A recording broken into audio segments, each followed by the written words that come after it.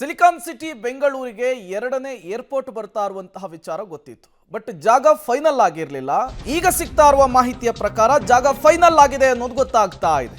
Silicon city ಬೆಂಗಳೂರಿಗೆ ಎರಡನೇ international airport, ಎರಡನೇ ಅಂತಾರಾಷ್ಟ್ರೀಯ ಏರ್ಪೋರ್ಟ್ಗೆ ಜಾಗ ಫಿಕ್ಸ್ ಆಗಿದೆ, ಫೈನಲ್ ಆಗಿದೆ.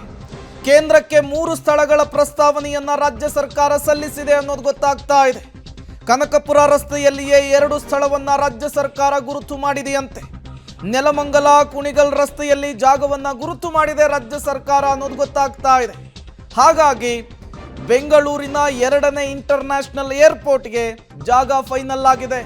ಈ ಜಾಗದ ವಿಚಾರಕ್ಕೂ ಕೂಡ ರಾಜ್ಯ ಕಾಂಗ್ರೆಸ್ನಲ್ಲಿ ಜಟಾಪಟಿ ಇತ್ತು. ತುಮಕೂರು ಭಾಗದಲ್ಲಿ ಆಗಬೇಕು ಅಂಥೇಳಿ ಪರಮೇಶ್ವರು, ಇಲ್ಲ ಕನಕಪುರ ಭಾಗದಲ್ಲಿ ಆಗಬೇಕು ಅಂಥೇಳಿ ಡಿ.ಕೆ. ಶಿವಕುಮಾರು. ಈ ಜಟಾಪಟಿಯ ನಡುವೆ ಈಗ ಜಾಗವನ್ನು ಫೈನಲ್ ಮಾಡಲಾಗಿದೆ. ಹಾಗಾದರೆ ಎರಡನೇ ಏರ್ಪೋರ್ಟ್ಗೆ 3 ಸ್ಥಳಗಳು ಯಾವುವು ನೋಡ್ತಾ ಹೋಗೋಣ.